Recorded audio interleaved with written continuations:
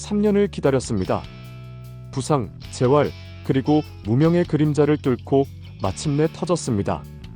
윤도현, 그의 연타석 홈런은 단순한 장면이 아니었습니다. 기아 타이거즈의 미래, 윤도현의 모든 이야기를 지금부터 풀어보겠습니다. 윤도현은 광주 출신입니다. 광주와 정초, 무등중, 광주제일고를 거쳤죠. 중학교 시절부터 김도영과 비교될 정도로 지역에서는 이미 알아주는 유격수 유망주였습니다.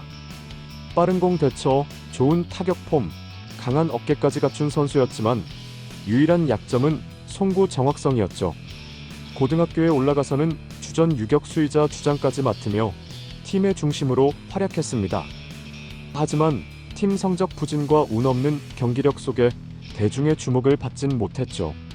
윤도현은 고교 주말리그에서 상대팀 에이스를 상대로 강한 타구를 만들어내며 현장 스카우트들에게 깊은 인상을 남겼고, 청룡기와 협회장기에서는 꾸준한 출루와 결정적인 타점을 기록하며 고교 야구 팬들 사이에서 입소문이 퍼지기 시작했습니다.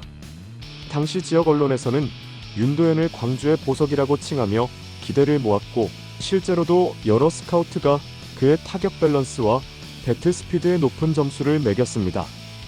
기아는 윤도현을 2022년 신인 드래프트 2차 2라운드에서 지명합니다. 기대는 컸지만 입단 이후 첫 해부터 불운이 시작됐습니다. 스프링 캠프 시범 경기 도중 김도영과 수비 중 충돌로 중수골 골절 부상을 입고 시즌 아웃. 이후 햄스트링, 옆구리, 손가락 골절까지 매년 부상이 그를 막았습니다.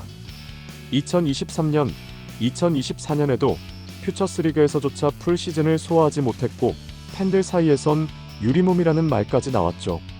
특히 타구에 대한 적극적인 슬라이딩 수비나 주루, 도중의 접촉 플레이에서 반복적으로 부상을 입는 모습은 많은 아쉬움을 남겼습니다. 이러한 반복적인 이탈은 코칭 스태프의 신뢰 확보에도 걸림돌로 작용했습니다. 심지어 당시 팀 내부에서는 윤도현을 두고 기량보다 몸이 따라와야 한다는 평가도 있었고, 같은 포지션의 유망주와의 경쟁에서도 밀리는 듯한 인상을 주기도 했습니다. 하지만 윤도현은 포기하지 않았습니다. 재활 기간 중에도 꾸준한 웨이트, 송구 훈련, 그리고 타격폼 교정을 병행하며 기회를 기다렸습니다. 웨이트 트레이닝을 통해 근력을 끌어올렸고, 특히 상체 근력의 안정화를 통해 스윙 밸런스를 보완했습니다. 또 타석에서 타이밍 조절을 위한 티배팅과 라이브 배팅 비중을 늘려 실전 감각 회복에 집중했습니다. 2024년 후반기부터 1군 콜업의 기회를 얻기 시작했고, 시즌 막판에는 타율 4.72를 기록하며 기대감을 키웠죠. 당시 한국 시리즈 엔트리에 들지는 못했지만 윤도현이라는 이름을 각인시키는 데는 충분했습니다. 동료들 사이에서는 정말 성실하고 누구보다 절실한 선수라는 평이 많았고, 윤도현은 모든 훈련에 가장 먼저 나와 마지막까지 남아있는 인물로도 알려져 있습니다. 2025년 시즌, 윤도현은 스프링 캠프부터 다시 주목을 받기 시작했습니다. 부상자 공백 속의 기아는 김도영의 백업으로 윤도현을 1번 타자로 선발 출전시킵니다. 그리고 6월 1일 수원 KT전, 윤도현은 자신의 야구 인생을 바꾸는 장면을 만들어냅니다. 1회 선두타자 홈런, 2회 연타석 홈런, 4타수 3안타 2홈런, 2타점 3득점, 팀 승리의 주역이 된 날이었죠. 이날 홈런 2개는 각각 시속 139km 패스트볼과 108km 커브를 받아쳐 좌월로 보낸 타구였습니다. 타이밍과 파워, 그리고 컨택 능력이 동시에 증명된 장면이었죠. 더불어 경기 내내 끈질긴 승부와 볼넷까지 얻어내며 타석에서의 집중력까지 보여주었습니다. 당시 중계진은 윤도현의 타구질은 이미 1군 수준을 넘어섰다며 감탄했고, SNS에서는 기다림의 보람을 증명한 경기라는 반응이 이어졌습니다. 이 경기의 배경엔 친구 김도영의 부상이 있습니다. 두 사람은 광주 지역에서 함께 성장했고 나란히 기아 유니폼을 입은 입단 동기입니다.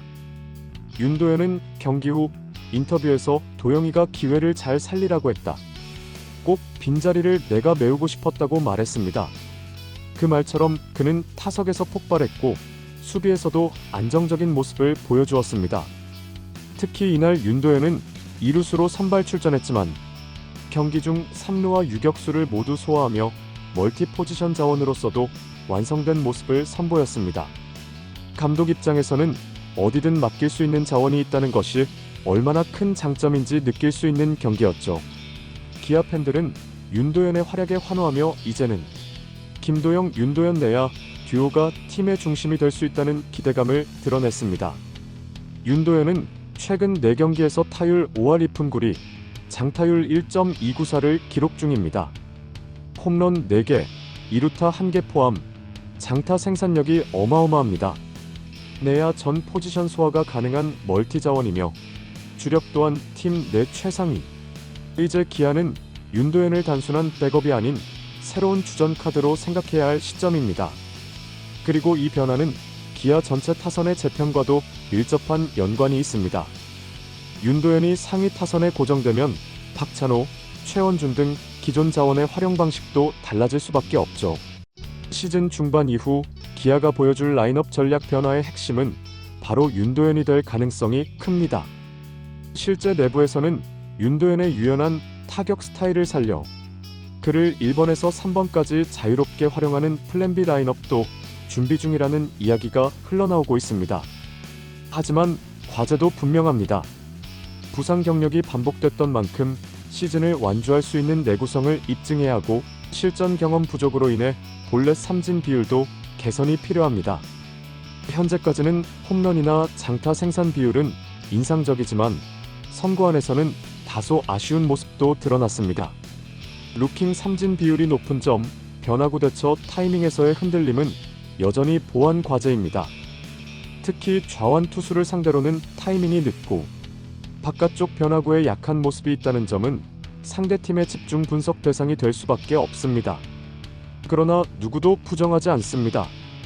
윤도현은 충분히 가능성을 증명했고 지금의 페이스라면 앞으로 주전 경쟁은 물론 팀의 프랜차이즈 스타로도 성장할 수 있을 거라는 사실을요.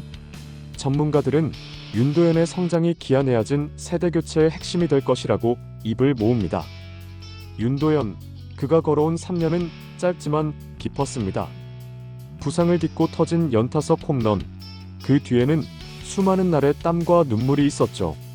그리고 그 순간을 기다려온 팬들에게 윤도현은 단순한 유망주가 아닌 믿고 싶은 미래로 다가오고 있습니다. 지금부터가 진짜 시작입니다. 앞으로 그가 어떤 이야기를 써내려갈지 기아 팬이라면 절대 놓쳐선 안 될 이름입니다. 영상이 유익하셨다면 구독, 좋아요, 알림 설정 부탁드립니다. 끝까지 시청해주셔서 감사합니다.